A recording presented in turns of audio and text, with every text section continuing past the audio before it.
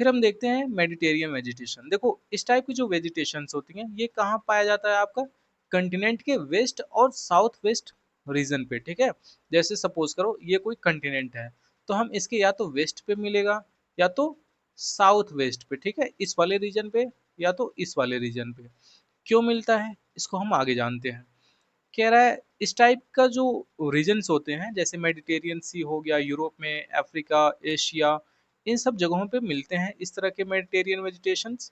और फिर उसके बाद कह रहा है California, south west Africa, south western south American and south west Australia, इन सब कुछ जगहों पे इस टाइप की वेजिटेशन हमको देखने को मिलती हैं। कह रहे हैं समर में यहाँ पे बहुत हॉट एंड ड्राई क्लाइमेट हो जाता है और बहुत हल्की फुल्की रेन होती है। कह रहा है कि the tree of this regions have a thick bark and wax coated. देखो इनका बार्क जो होता है ना वो बहुत थिक होता है। बार्क मतलब पेड़ के जो छिलके होते हैं बाहर के, वो बहुत थिक होते हैं और वैक्स कोटेड होते हैं, कुछ चिपचिपा टाइप के, आपको लिब्रिकेंट टाइप के।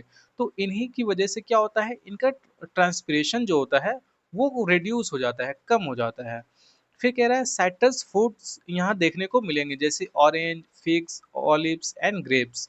यहाँ देखो मेडिटेरियन रीजन में ना बिल्कुल आपको साइट्रिक यानी कि खट्टे फलों की कल्टीवेशन ज्यादा देखने को मिलेगी। ठीक है, क्यों होता है, क्योंकि यहाँ का क्लाइमेट ही ऐसा है। आप देखोगे कि ठंडियों के समय में यहाँ ड्राई हो जाता है और गर्मियों के समय में यहाँ थोड़ा वेट वेट कंडीशन बना रहता है। तो ये एक खास तरह का क्लाइमेट होता है यहाँ मेडिटेरियन क्लाइमेट में। इसीलिए यहाँ सिर्फ खट्टे फलों का कल्टीवेशन बहुत ज्यादा होता है, ठीक है। तो वही कह रहा है आपको ऑरेंज, ग्रेप्स, फिज, ऑलिव्स इस तरह के फ्रूट्स देखने को मिलेगा। और इसीलिए इस रीजन को हम मेडिटेरियन रीजन कहते हैं या फिर ऑर्चर्ड्स ऑफ द वर्ल्ड, ठीक है। ऑर्चर्ड्स मीन्स होता है बागीचा, ठीक है, इसको हम दुनिया का बागीचा भी कहते हैं इसी चीज की वजह से। आप देख सकते हो यहाँ पे फिगर में दिखाया भी है कि कैसे यहाँ पे कल्टीवेशन हुआ है ऑरेंजेस का। फिर इसके बाद हम देखते हैं कॉनिफेरस फॉरेस्ट क्या होता है। कॉनिफेरस फॉरेस्ट जिसको हम टैगा फॉरेस्ट भी कहते हैं।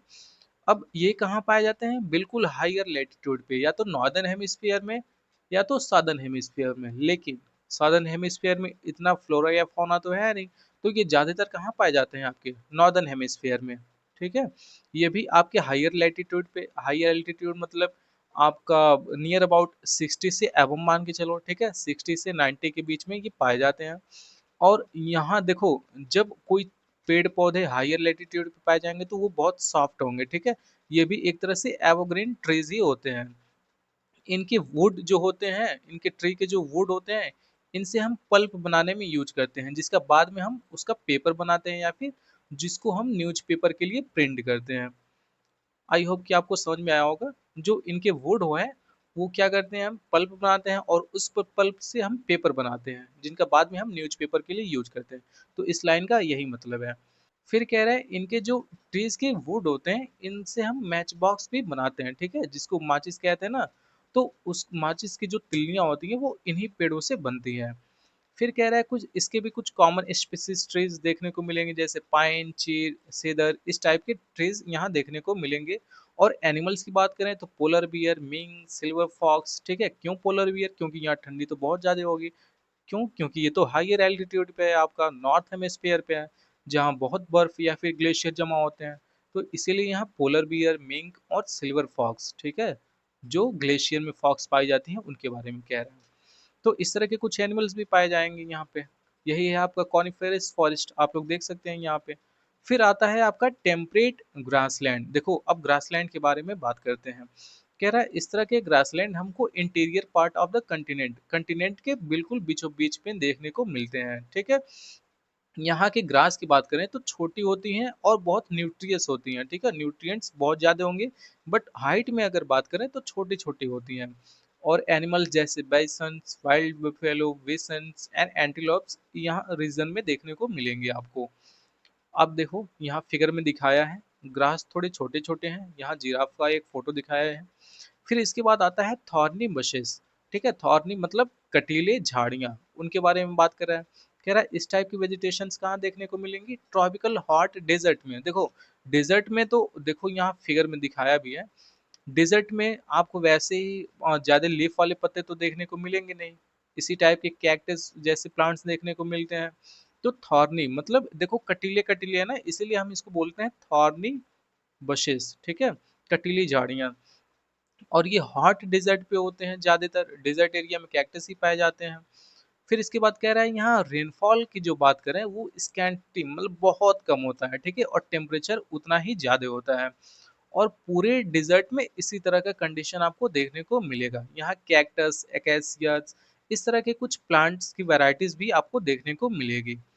कह रहा है this plant have waxy leaves, ठीक है, and long roots which grow deep into the ground in order to search for water. देखो अब यहाँ वाटर बिल्कुल इजिली ऊपर तो मिलेगा नहीं, जैसे नॉर्मल प्लेन एरिया में क्या होता है, बहुत वाटर मिलेगा तो थोड़ा आप नीचे जाओगे ग्राउंड वाटर में तो इजिली आपको ग्राउंड वाटर मिल जाएगा, जहाँ से वाटर सरवाइव करते हैं, सॉरी जहाँ से ट्री सरवाइव करते हैं वाटर लेके रूट से।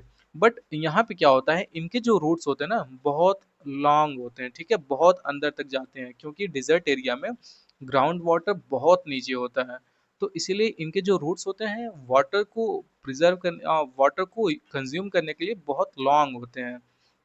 तो वही बता रहे हैं यहाँ पे। फिर अगर हम आगे जाते हैं तो आपको टुंड्रा वेजिटेशन देखने को मिलता है। कह रहा है टुंड्रा वेजिटेशन कहाँ पाया जाता है, कोल्ड डिजर्ट में, ठीक है। टुंड्रा देखो ऊपर टैगा मैंने बताया, उसके बाद टुंड्रा। टैगा थोड़ा गर्म एरिया तो होता है, बट टुंड्रा सबसे ज्यादा ठंडा एरिया होता है। और इसका मतलब ये नहीं है कि टैगा ठंडा नहीं होता, टैगा भी ठंडा होता है, बट सबसे ज्यादा दोनों में ठंडा की बात करें तो वो है आपका टुंड्रा रीजन, जो सबसे ज्यादा कोल्ड होता है। यहाँ पे पोलर रीजन होता है, एक तरह से सपोज करो कि 90 डिग्री ही होता है, 90 डिग्री के आसपास वाला एरिया। और ये कह रहा है ना एक्सट्रीमली कोल्ड, देखो टैगा कोल्ड है बट ये एक्सट्रीमली कोल्ड मतलब बहुत ज्यादा कोल्ड है। यहाँ मॉसेस लाइकेंस, यहाँ आपके अच्छे तरीके से पेड़ पौधे भी नहीं पाए जाते हैं, यहाँ पे क्या पाया जाता है, मॉसेस और लाइकेंस, ठीक है। इस तरह के श्रब देखने को मिलेंगे आपको। और समर सीजन के समय में आप देखोगे कि ये ग्रो होते हैं बट विंटर में बिल्कुल गायब भी हो जाते हैं। This vegetation is found in polar area, ये पोलर एरिया में पाया जाता है, यूरोप के, नॉर्थ अमेरिका या फिर एशिया के।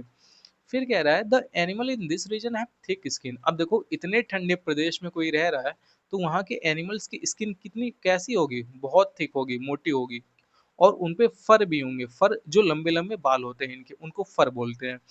तो ये दोनों होंगे, क्यों, क्योंकि वो अपने आप को प्रोटेक्ट भी तो करेंगे, इतने कोल्ड क्लाइमेट में अगर कोई है तो जाहिर सी बात है नेचुरली अगर वो उसी को अडॉप्ट कर चुका है वहाँ के आसपास के क्लाइमेट को, तो उसकी स्किन बहुत थिक हो जाएगी और ऊपर जो फर होते हैं बड़े बड़े, वो कोल्ड क्लाइमेट से उनको प्रोटेक्ट करेंगे।